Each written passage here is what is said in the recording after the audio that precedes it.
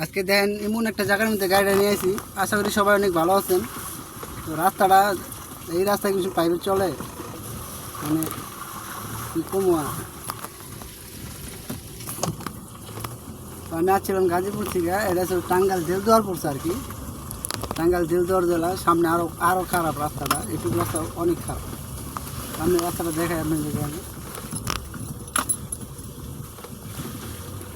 গ্রাম এলাকা একদম ফাঁকা, এই সাইড সুইডটা পুরো ফাঁকা, পুরো ফাঁকা।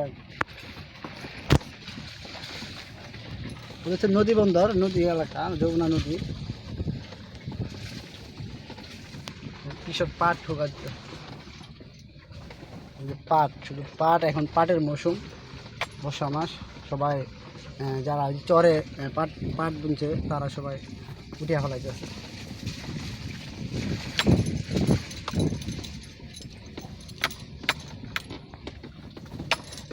এটা তো কাঁচা রাস্তা, অল্প একটু রাস্তা কাঁচা।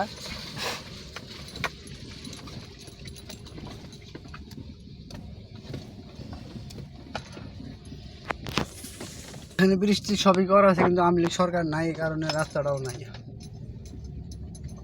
রাস্তাটা মানে ভাঙ্গা গেছে, দুই সাইড ভালো এলাকা, তো এই কারণে রাস্তাটা ভাঙ্গা গেছে। আর এই হলো সে রাস্তা, এখান থেকে গাড়িটা চালাই যাচ্ছে। এখন কী অবস্থা, এদিকে কোনো গাড়ি যায়, এরকম কোনো সিস্টেম আছে বাইরে পায়।